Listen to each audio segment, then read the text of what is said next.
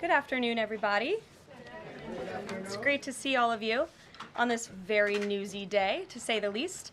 I have a couple of updates for you this morning, or this afternoon. As you know, this morning, the president spoke to President Putin of Russia. They spoke at length, and the president released a statement following that conversation in great detail. I can also confirm that the president just recently got off the phone with President Zelensky of Ukraine. His truth is as follows. I just spoke to President Zelensky of Ukraine. The conversation went very well. He, like President Putin, wants to make peace. We discussed a variety of topics having to do with the war, but mostly the meeting that is being set up on Friday in Munich, where Vice President J.D. Vance and Secretary of State Marco Rubio will lead the delegation. I am hopeful that the results of that meeting will be positive. It is time to stop this ridiculous war where there has been massive and totally unnecessary death and destruction. God bless the people of Russia and Ukraine. I myself just spoke to the president about these calls, and he told me to tell all of you they were very good calls, they were very positive, and the administration is wholeheartedly committed to a peace deal to end once and for all the Russia-Ukraine war. More on that later. I'm sure you'll have more questions to ask. This week, the president has continued to deliver on his promises to the American people. According to new polling that was released at the beginning of this week by CBS News, an overwhelming 70% of Americans said that President Trump is following through on what he pledged to do during his historic campaign. The poll also revealed that Americans see President Trump as a tough, energetic, focused, and effective leader fighting hard to improve their lives and our country. And yesterday, in particular, was a truly special day for the United States of America. Thanks to the great leadership of President Trump and the strong and tough leadership of President Trump, Mark Fogel, an American teacher detained by Russia, was returned to American soil and met with the president here at the White House last night. Special Envoy Steve Witkoff and the rest of President Trump's incredible national security team helped to negotiate the exchange that secured Mark Fogel's release. This event shows a good faith effort from Russia, and it's a sign, as I just said, that we are moving in the right direction to end this brutal war. Malphine Fogel, Mark's 95-year-old mother, was understandably very worried that she would never see her son again after his arrest in 2021. Mrs. Fogel was actually slated to join President Trump on stage at the July 13th Butler, Pennsylvania rally to speak out for Mark, and then the infamous assassination attempt against President Trump took place. But that day, before the rally, President Trump promised Mark's mother that when he returned to the White House, he would bring her son home. God saved President Trump's life on that day in Butler, Pennsylvania, and now Mark Fogel is back home safely with his family as a result. God is good. The president also continues to bring back common sense to our government. This week, he signed an EO to end the procurement and forced use of paper straws. Taxpayer dollars were wasted on these non-functional and massively unpopular products for no other reason than it made radical activists feel good about themselves. And on trade, President Trump continues to take bold action to protect America's critical steel and aluminum industries, much like he did in his first term. And the president signed proclamations to close existing loopholes and exemptions to restore a true 25% tariff on steel and elevate the tariff on aluminum to 25% as well. This administration believes these tariffs will protect our national security and put American workers first. And in the Oval Office yesterday with Elon Musk, President Trump took further action to make our federal government more efficient and effective. He signed an EO implementing the DOGE Workforce Optimization Initiative. Now agency heads will coordinate and consult with DOGE to significantly shrink the size of the federal workforce and limit hiring to essential positions only. The unaccountable bureaucracy will finally be reined in. On another important matter this morning, Senate Republicans continued to confirm President Trump's exceptionally qualified nominees, most recently Director of National Intelligence Tulsi Gabbard, who will be joining us later at the White House for her swearing-in ceremony. It's imperative that the remainder of the president's cabinet nominees are confirmed as quickly as possible. On another important matter this week, illegal alien criminals continue to be arrested and sent home as part of the ongoing mass deportation effort of the Trump administration. Just this week, 2 planes with 190 Venezuelan illegal aliens arrived in the Venezuelan capital from Fort Bliss, Texas. Here are some of the criminal illegal aliens who were arrested in the country this past week. ICE Atlanta arrested a citizen of Nigeria who had been convicted of money laundering. ICE San Antonio arrested a citizen of Mexico who had been convicted of assault. ICE Denver arrested a citizen of Mexico who had been convicted of aggravated assault. And ICE Houston arrested a citizen of Mexico who had been convicted of aggravated assault. Now, before I take questions, I would like to address an extremely dishonest narrative that we've seen emerging over the past few days. Many outlets in this room have been fear-mongering the American people into believing there is a constitutional crisis taking place here at the White House. I've been hearing those words a lot lately. But in fact, the real constitutional crisis is taking place within our judicial branch, where district court judges in liberal districts across the country are abusing their power to unilaterally block President Trump's basic executive authority. We believe these judges are acting as judicial activists rather than honest arbiters of the law. And they have issued at least 12 injunctions against this administration in the past 14 days, often without citing any evidence or grounds for their lawsuits. This is part of a larger concerted effort by Democrat activists and nothing more than the continuation of the weaponization of justice against President Trump. Quick news flash to these liberal judges who are supporting their obstructionist efforts: 77 million Americans voted to elect this president. And each injunction is an abuse of the rule of law and an attempt to thwart the will of the people. As the president clearly stated in the Oval Office yesterday, we will comply with the law in the courts, but we will also continue to seek every legal remedy to ultimately overturn these radical injunctions and ensure President Trump's policies can be enacted. So here in our new media seat today, we have Chris Pavlovsky, an entrepreneur who has a strong passion for protecting freedom of speech. Chris started the video sharing platform Rumble in 2013 with a mission of protecting a free and open internet from censorship by big tech and governments around the globe. The platform has always been a place for independent creators to share their authentic opinions, and they have always included President Trump, in contrast to the way he was censored by other platforms in years past. Since its founding, Rumble has grown exponentially, recently marking 67 million monthly active users. It's a lot of users. If you're watching right now and interested in sitting in this seat, you can apply, whitehouse.gov/new-media. With that, I will take your questions. And Chris, why don't you kick us off on this very busy news day? Karoline, thank you very much to you and President Trump. It's an honor to be sitting here in the new media seat for the White House press briefing and to be able to demonstrate why freedom of expression is so important. Rumble was the victim of censorship at the hands of multiple foreign governments. It's clear there are still many countries who oppose free speech and even target American companies. Can you describe what the administration will do to protect U.S. interests and values worldwide? Sure. Well, thanks for the very important question. And I think that free speech and ending censorship, both here at home and also abroad, is an important part of President Trump's agenda. I think first, President Trump has led by example on this front as the leader of the free world, the president of the United States, with his show of access and transparency on a daily basis. The president takes questions from all of you almost every single day and really reveals what he's thinking and feeling, and I think that serves as a great example to the rest of the world. As for tangible actions that the president has signed, he did sign an executive order, I believe on day one, certainly within the first week of this administration, to restore free speech and stop government-sponsored censorship here at home.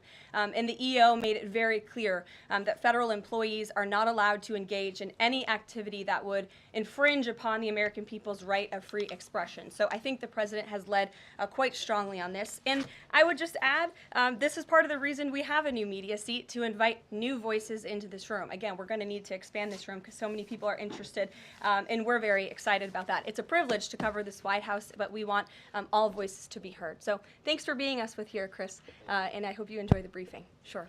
Jordan. Thanks, Karoline. Data out this morning showed that consumer prices were up across a variety of goods, and just before that report, though, President Trump called for lower interest rates. The Fed said it's holding rates steady to try and tamp down further inflation. So how would lowering rates help keep inflation in check for the American people? Sure. Well, first of all, on the inflation point, we did receive those numbers, and they were worse than expected, which tells us that the Biden administration indeed left us with a mess to deal with. It's far worse than I think anybody anticipated because, unfortunately, the previous administration was not transparent in where the economy truly was. We know people at this very podium told the American people that inflation was transitory and that it would go away. That was not the case. And now the last report of the Biden administration, as revealed today, shows that inflation is still about 4.5% higher over the past 3 months. This is an indictment on the Biden administration's mismanagement of the inflation crisis and their lack of transparency in addressing it. As for tackling inflation and interest rates, the president has made his position on this very clear. He wants interest rates to be lower, he wants inflation to be lower, and he believes that the whole of government economic approach that this administration is taking will result in lower inflation. I have said that from this podium many times. The president had record low interest rates and inflation rates in his first term. He believes that the economy can handle it and withstand it. And we're doing a lot to tackle the inflation effort on this front. It's a whole of government economic approach, and I've talked about what we're doing to tackle inflation quite a few times from this podium. Can you update us on reciprocal tariffs? That's going to come before Prime Minister Modi's visit tomorrow. I do believe it will come before the Prime Minister's visit tomorrow, and I will let the President discuss the details on the reciprocal tariff front. But this is something he believes strongly in, and it's very simple logic as to why the President wants to impose reciprocal tariffs. It's the golden rule, which we all learned when we were growing up in school. Treat others the way you want to be treated, and far too many nations around this world have been ripping off the United States of America for far too long, and that's why the President believes this will be a great policy that will benefit American workers and improve our national security. JJ. On Doge and the fraud claims, Elon Musk in the Oval yesterday gave us some information on that. We're just wondering if there's some proof, evidence. Is the White House willing to share evidence of those fraud claims, or can Elon Musk come to the briefing room and share material evidence of what he's talking about? Sure, I would love for Elon Musk to come to the briefing room. That's why we had him go to the Oval Office yesterday, where I think he provided great answers. He was speaking in layman's terms, speaking common sense to all of you in the media, but also to Americans at home. But I would say especially to all of you in the media, because I think it's a real fallacy that there's this alleged lack of transparency when it comes to Doge. President Trump and Elon Musk have been incredibly transparent on what Doge is doing. There is an X account with the Doge handle. They are tweeting out what they are doing on a daily basis. They have a website where they are posting the receipts of the contracts that they are reviewing and the payments that they have stopped from going out the door. The secretaries of our departments have stopped from going out the door. And I would also say that before it was Elon Musk making our government efficient and accountable, it was some unnamed bureaucrat that none of you knew. Elon Musk is the richest man in the world. He's also now one of the most highly scrutinized men in the world alongside President Trump because of what he's doing and the access that he is allowing. So there's great transparency. As for the actual receipts, we are happy to provide them, and I actually brought some today because all of you know I love to bring the receipts. We have contracts upon contracts that we can send and provide this information to you. Let me be very clear. We are not trying to hide anything. We have been incredibly transparent, and we will continue to be. These are screenshots of contracts that Doge found across our government. This is a DEI contract, $36,000 for U.S. citizenship and immigration services. That is against the president's policies and his America First agenda.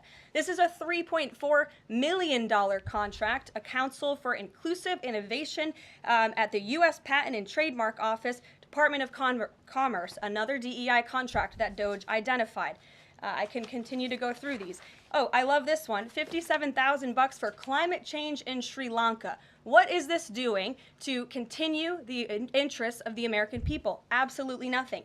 These are the line items across the federal government that Doge is identifying daily. They're moving very fast. There's a lot of paper that we can show you, but we're happy to do it. This administration has been more than transparent about what Doge is doing. And here's one of their tweets that they posted about the mine. I believe this is in Pennsylvania, where the federal employee retirement system is being processed. Did anybody know this was even happening in our country before Elon Musk talked about it in the Oval Office yesterday? A lot of Americans didn't. So we are providing transparency and accessibility on a daily basis when it comes to Doge. And I also have a Doge Daily Report, if anybody would like it, on all of the things that they are identifying and finding. We're happy to provide this information to you. We're talking about it every single day. Are all those things you just mentioned fraud, or are they waste, or are they just contrary to the president's policies? I would argue that all of these things are fraudulent, they are wasteful, and they are an abuse of the American taxpayer's dollar. This is not what the government should be spending money on. It's contrary to the president's priorities and agenda. And again, we can continue to provide you the receipts for all of the fraud, waste, and abuse. And if anybody in here wants to argue that the federal government is not fraudulent in some capacity, be my guest, because I think the American people watching at home would beg to differ. Caroline? Mary. Hey, more on the judges. Does the White House believe the courts have the authority to issue these nationwide injunctions?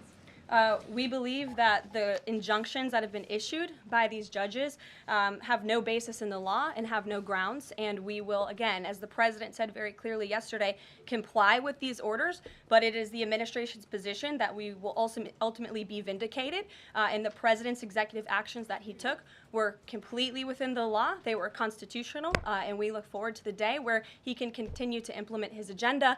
And I would just add, it's our view that this is the continuation of the weaponization of justice that we have seen against President Trump. He fought it for 2 years on the campaign trail. It won't stop him now. Brian. Yes. I want to go back to Doge just for a second. Earlier, the subcommittee headed by Chairman Marjorie Taylor Greene, her and her staff discovered $2.7 trillion in improper payments to Medicare, Medicaid, overseas, to people who should not have gotten it. Some of this room might have missed that press conference. Can you elaborate on what the president is thinking at this point? Well, again, that's another example. There's a very long list of the fraud, waste, and abuse that Doge is identifying on a daily basis. Elon Musk also talked about yesterday about Social Security payments that are going out the door for people who are no longer with us, unfortunately. I would say that is certainly fraud. There's also a lot of contracts they've identified that, just as a hypothetical example, are $1 million, but only 500,000 went out the door. So where's the rest of that cash? And so that's the thing. Those are the things that Doge is working on every single day. And I would just remind everybody in this room, this is what President Trump campaigned on doing. He's delivering on a promise that 77 million people elected him to do. James. Thank you very much, Caroline. Two foreign policy questions, if I may. Sure. First, the statement that was released after this morning's phone calls identified Mr. Witkoff as the special envoy who will be part of the delegation that undertakes to resolve the Russia-Ukraine war. I had thought that that individual was General Kellogg, and so can you clear that up? Sure, I'd be happy to. As you mentioned, the president, in his truth, following the phone call with Vladimir Putin, said that he has asked Secretary of State Rubio, the director of the CIA, John Ratcliffe, our national security advisor here at the White House, Michael Watts, and Steve Witkoff to lead the negotiations. As for General Keith Kellogg, he remains a critical part of this team in this effort. He's played a tremendous role in getting the negotiations to this point, and he's very much still part of the Trump administration. The other subject is Iran. I took note of President Trump's comments in his Super Bowl interview with our colleague Brett Baer to the effect that he wants to do a deal with Iran. However, that interview appeared after the supreme leader of Iran, the Ayatollah Ali Khamenei, had already ruled out any additional negotiations with the United States. So kind of a two-part question.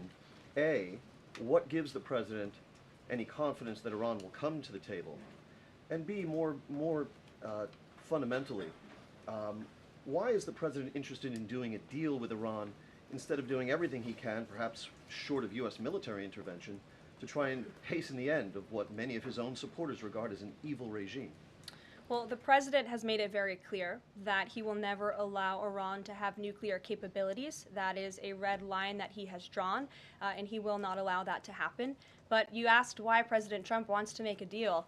I would remind you, he's the master of the art of the deal. He is America's deal maker in chief. He leads from a position of securing peace through strength.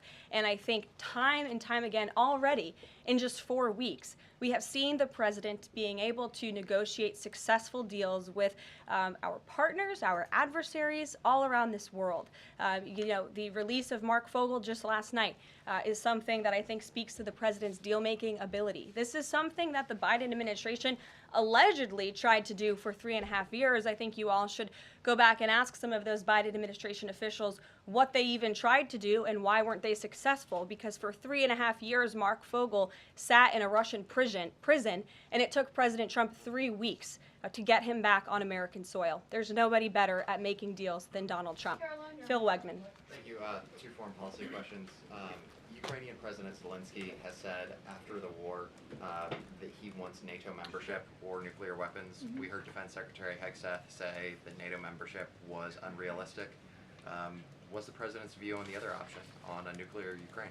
I have not talked to President Trump about Ukraine's NATO membership or their nuclear capabilities. I would leave it to him to discuss. But I will tell you again that Secretary Rubio and also the Vice President, J.D. Vance, will be meeting directly with President Zelensky in Munich on Friday, and I'm sure they will provide a readout of that conversation and that discussion. And then the second question, given that this administration has called on Europe to take more responsibility for their own defense, I'm wondering, will the EU or any other European nation other than Ukraine be involved in these peace talks?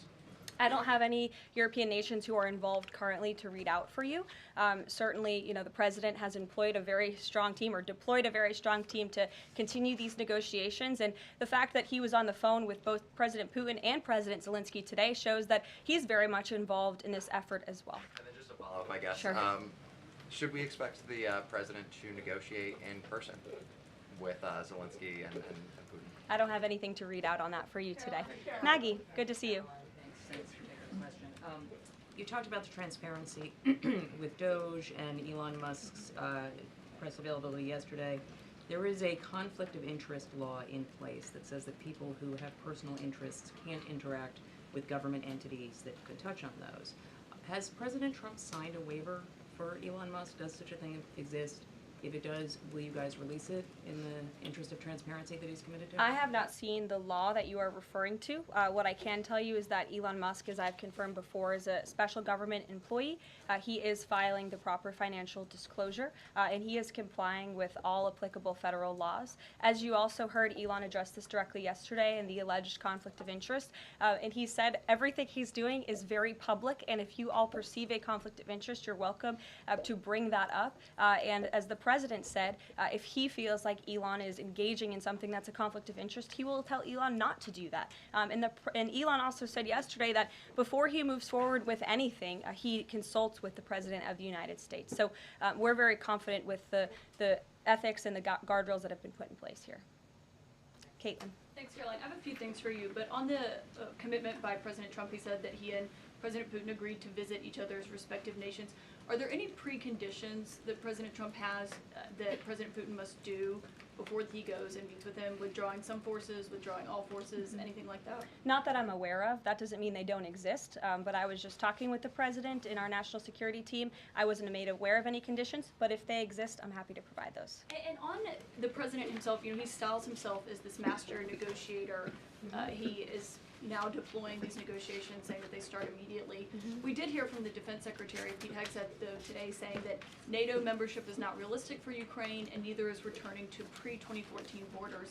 Aren't they giving away bargaining chips before these negotiations have even started? Again, I haven't talked to the president about Ukraine's NATO membership, and he appointed several individuals to negotiate on his behalf. He's directly involved in these negotiations as well, and I'm sure if you ask him that question in the near future, when you're able to, he'll give you an answer. I just don't want to get ahead of him on it. And final thing for you, which White House official made the decision to bar the AP reporter from the Oval Office and the diplomatic reception room last night? Well, first of all, let me just set the record straight.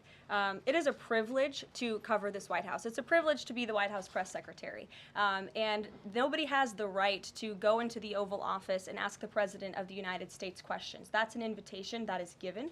And there are hundreds of outlets on this campus, many of you in this room who don't have the privilege of being part of that pool every single day and getting to ask the President questions. We reserve the right to decide who gets to go into the Oval Office, and you all have credentials to be here, including the Associated Press, who is in this briefing room today. But isn't it retaliatory in nature is the argument, because there's a reason that the AP was barred, which they said was because they're not using the phrase Gulf of America, they're using Gulf of Mexico in line with their standards.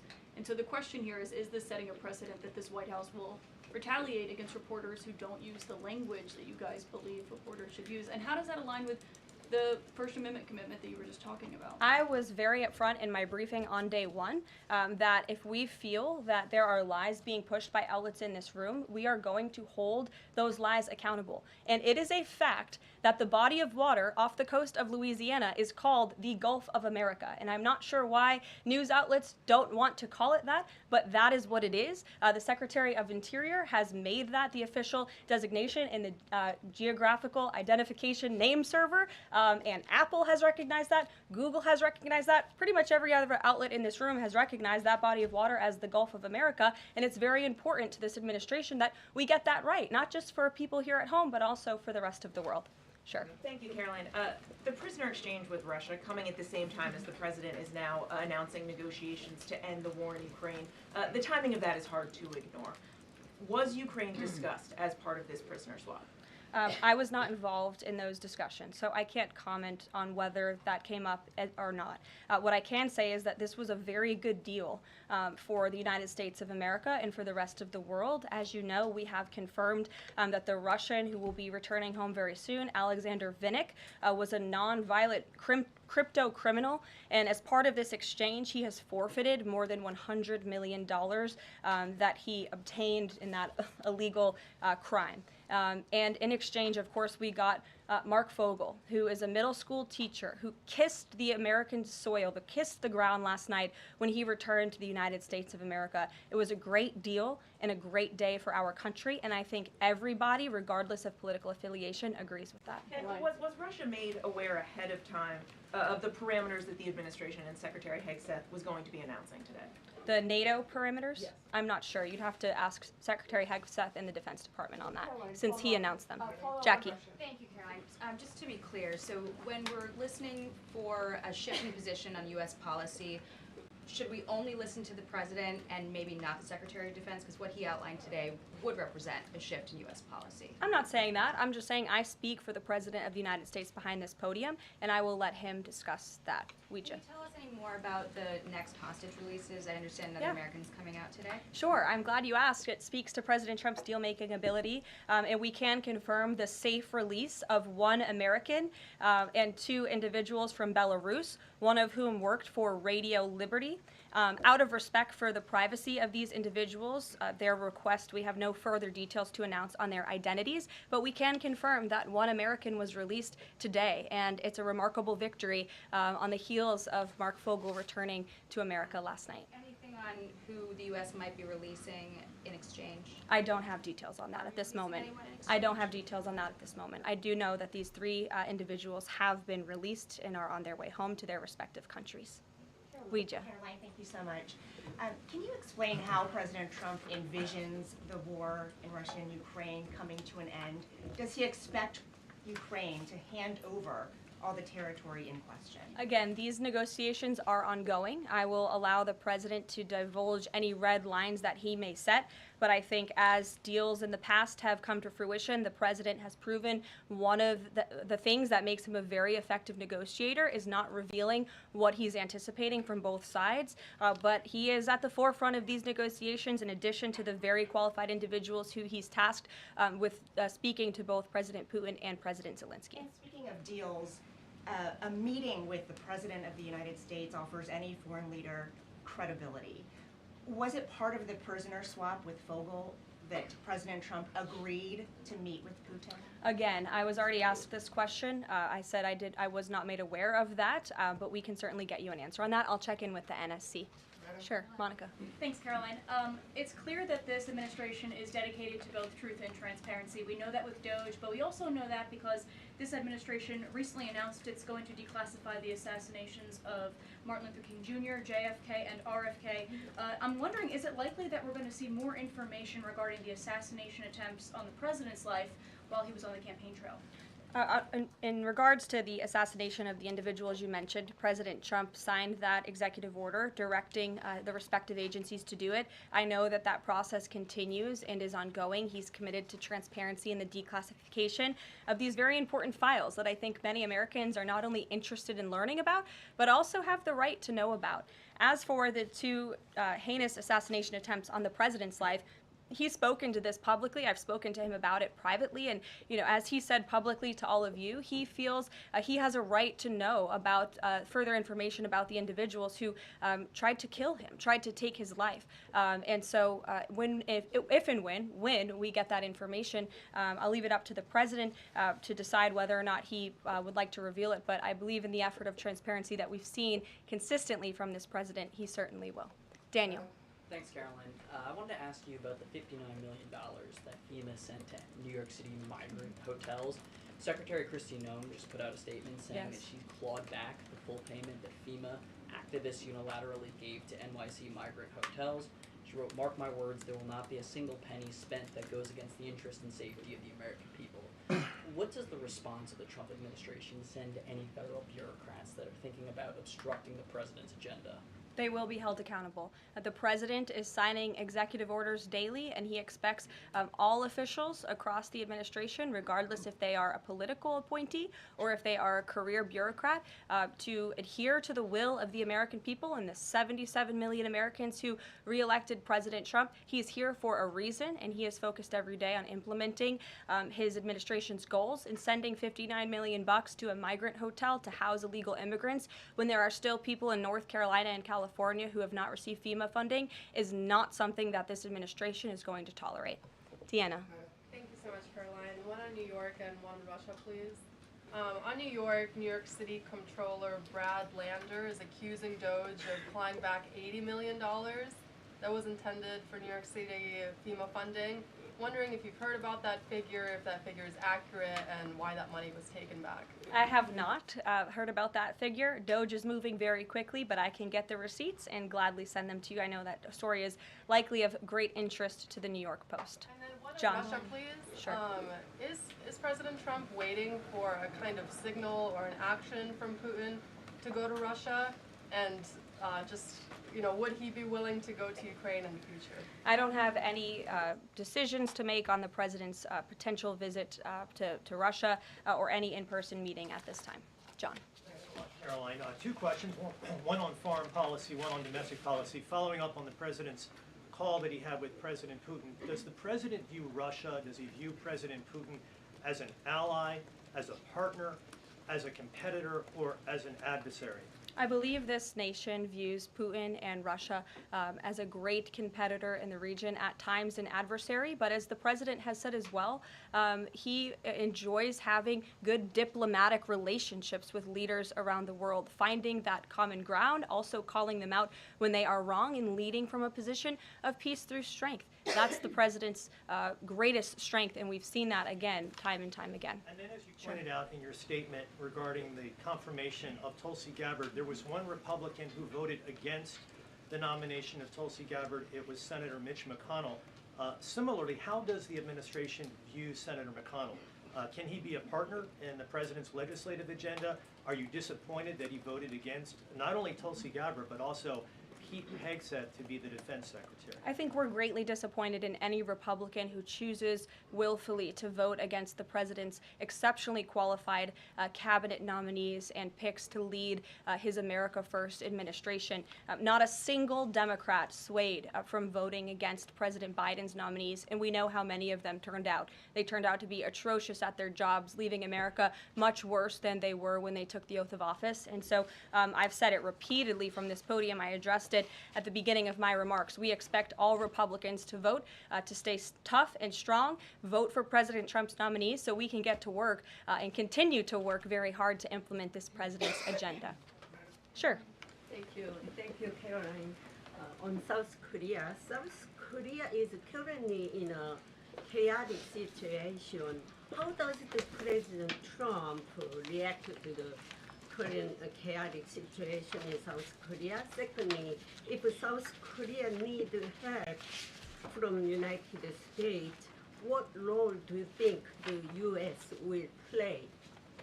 Sure. I haven't spoken to the president about the ongoing situation in South Korea. I would defer you to his previous statements. And I can also see if I can get you something new from the National Security Council, who I'm very confident the officials that are focused on South Korea are on this. I just haven't spoken to them about it, but I'm happy to provide that for you. Yes. Thank you, Caroline. Does Elon Musk have power of the presidency? Absolutely not. Right. That's a ridiculous question. I asked that question because, the Democrats have been hurling insults at Elon Musk, hurling attacks, calling him President Musk. Most recently, Jamie Raskin, the congressman, took it a step further, calling for Musk's impeachment, saying that he somehow usurped the power of the presidency.